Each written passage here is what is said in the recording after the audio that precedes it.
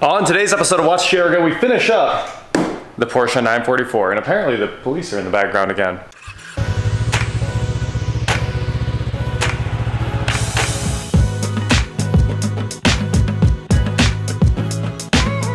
What is going on, guys? I'm Watch Jericho, and today we are here with my 1987 Porsche 944 that I bought for only $500. And now that we are probably $3,000 into this car, it's gonna be like everything will be finished.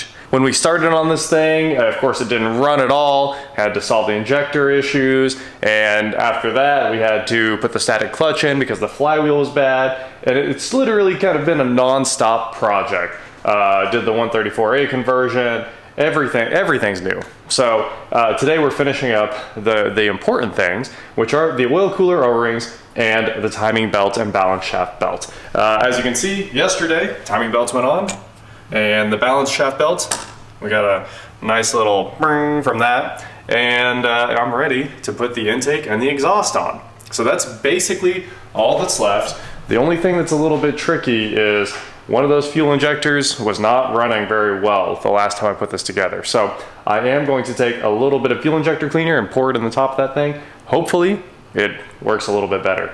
I might have to actuate that fuel injector a few times by hand to make sure everything's good. Hopefully that sorts out the issues with this car. So with that said, let's get back to it. And check out all these pretty new exhaust gaskets. Here's the block side, or the head side, and these are the collector ones. So pretty pumped. Everything's going to be brand new going back in.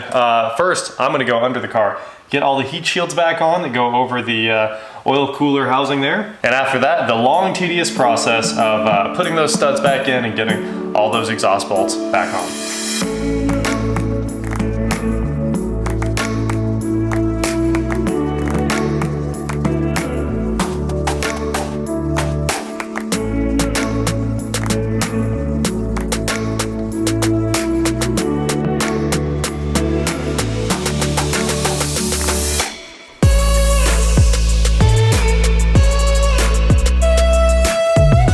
This head gasket kit truly came with everything, even new crush washers for the cam cover plugs there. So I'm backing every one of these off, and then they don't want to come off, of course, because they have deformed when they crushed.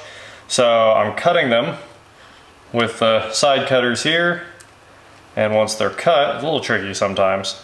You can just, obviously it's like very soft aluminum, you can just pull the thing out of the way and put on your new crush washer. So there we go. It's not like these were leaking anyway, but hey, got new ones, why not put them on?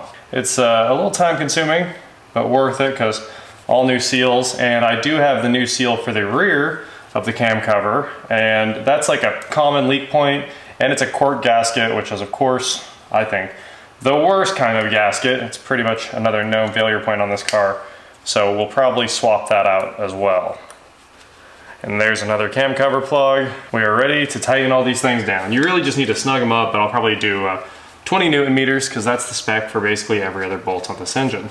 Oh yeah, check out that rear cam cover gasket. It literally, all of that just fell off, and it was clearly leaking all around. As you can see, it was very wet. So solving another leak before this engine goes back together, and you can see this just flake off, which is pretty entertaining. What a terrible gasket. And now the rear cam cover is clean and going back together with a new lease on life, thanks to that new cork gasket right there. Only goes on one way too. Also, when you do this, don't forget, this goes on with it. I think it goes like that, something like that. There we go. That's how that goes together.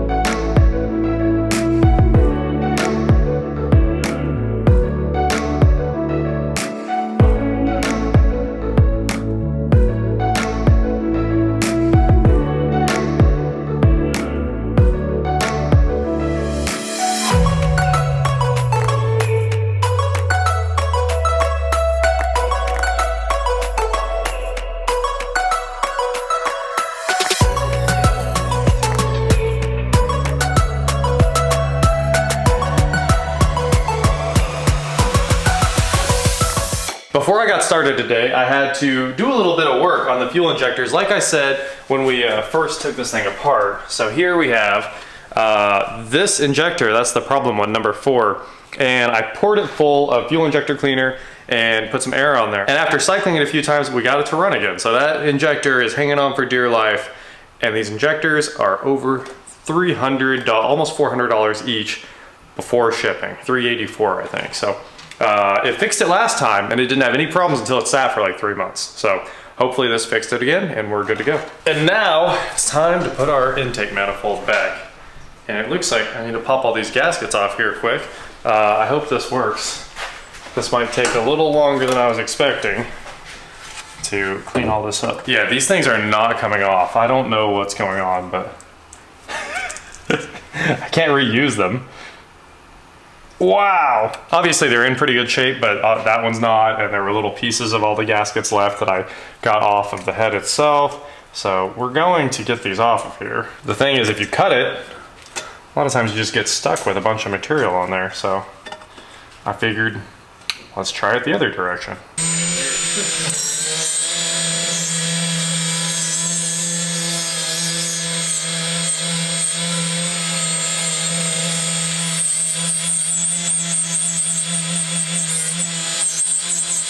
It is time for the fun part. We are putting the intake back on.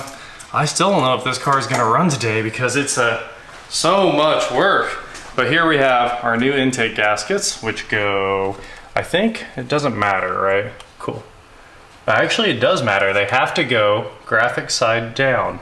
It's not actually all graphic side down. The first one goes upside down, the other ones go up. You can see now that all the notches are aligned. And now you like kind of set the intake in here and start working in some of the vacuum hoses that go through the center here. So these are the fuel dampener hoses. And once those are in, we can roughly position this thing. And then we can get the fun hose that took forever to get off of the intake.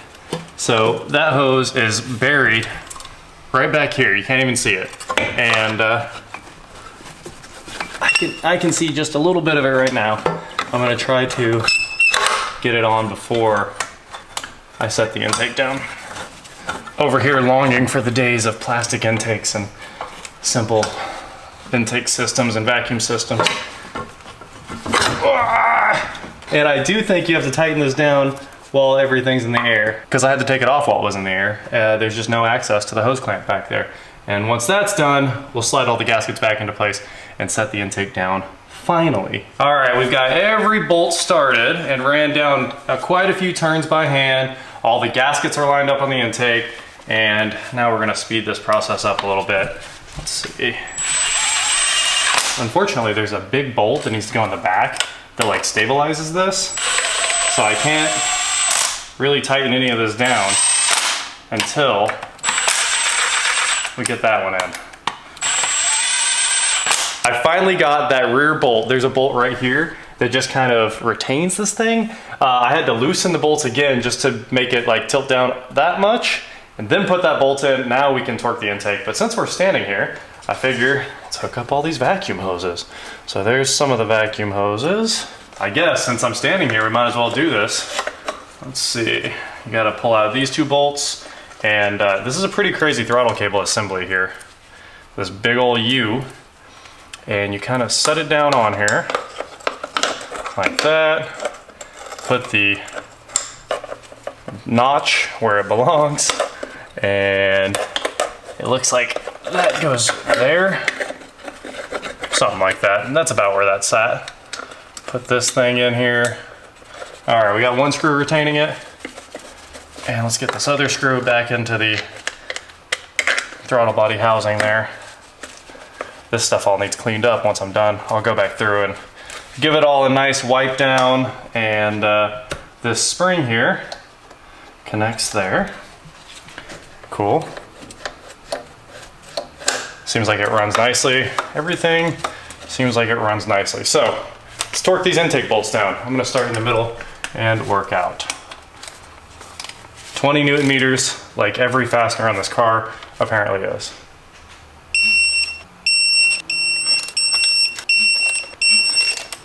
that is basically the complete intake manifold installation. It takes a little bit because of the hoses that are underneath it, but this stuff's fun and easy. Of course, the fuel rail ends up taking you quite a while, but make sure you put this clamp back on. All of the computer wiring for the engine computer runs through a clamp that mounts on the back of the intake. Make sure you get that in there. And then the speed sensors and reference sensors have a standoff right there that needs a bolt. Right, there's where the bolt goes. That holds all the sensor package back in place that this thing uses to sense the flywheel position. So we are finishing touches here. I don't know if we have enough time to get this whole thing wrapped up today, but oh man, are we close. It's just been a long process, making sure every single thing was clean and doing things that I wasn't even planning on doing, like this rear camshaft cover bolts, gasket, all that fun stuff. And we're about there.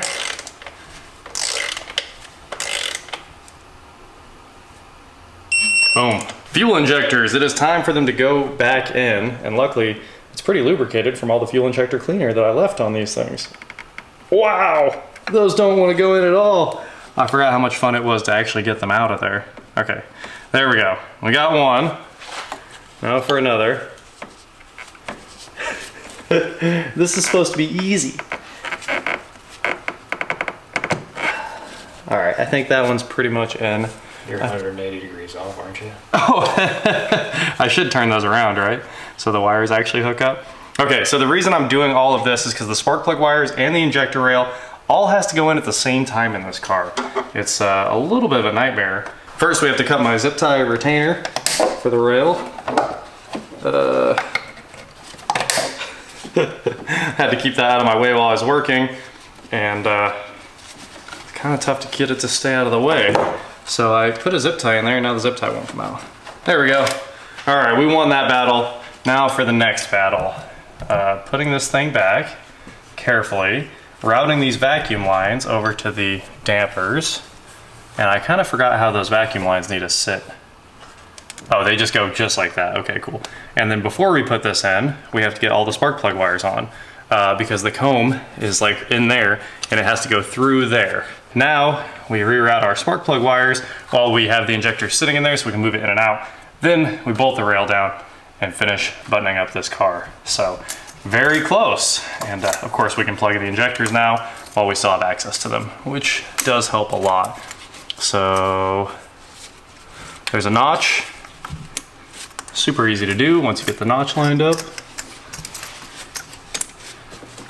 And I think all the wires did go underneath everything, kind of like this, to make it pretty.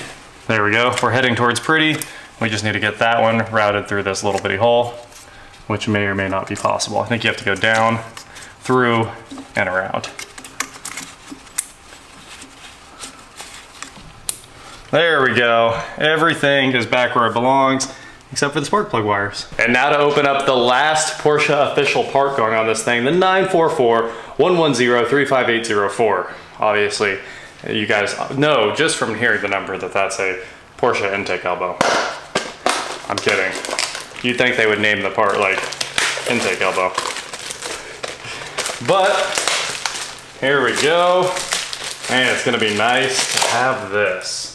So, the fun part is I gotta put new clamps on all of this stuff and also get it onto all of these lines at once. And there's quite a few lines to deal with. So you gotta get it on this one, and I gotta figure out what clamps I'm gonna use and then fight it onto the actual intake. But here's the deal. I think we can start it. I think it'll run just fine without the intake air sensor. It should, if it's a normal car. So, oh, there's no oil in it yet. And we don't even have an oil filter on it yet. Tomorrow we finish this car. I thought I was ready to go. We were pushing really hard to knock this out, but it is 9 p.m. You guys need to see a video at 11:45 tonight. So I gotta stop. I was super pumped. Whole thing is wrapped up. But tomorrow, that gives me enough time to do the oil fill, the coolant fill with the vacuum coolant tool tomorrow. Will be great. We'll get this thing out. We'll drive it for the first time in months. And of course, it'll have the intake air sensor, so it'll run correctly. That is it for today, guys. Thank you so much for watching. Shout out to 100% Jake for helping. Drove his BMW. He's been working hard on that thing. The one we brought back from Texas when we went and got the Volvo. And oh, we had the Optima. I felt like we got 3 cars, but we had the Optima that is long sold. And yeah. That is it for today, guys. Thank you so much for watching. Don't forget to head on over to shop.watchjrgo.com where you can get cool shirts, not like this. And please, like, share, subscribe, do whatever you want to do. And I will talk to you next time. My hands are covered in oil, so I couldn't touch the camera lens. So, we were close, man. Also, now I gotta flip all those spark plug wires over, make them pretty. We were really close. Few more lines, get all these clamps put together, get this thing on. All of these hoses should have been replaced. Clamps falling all over the place, but you just can't get most of this stuff. It's not bad, but it's also not good.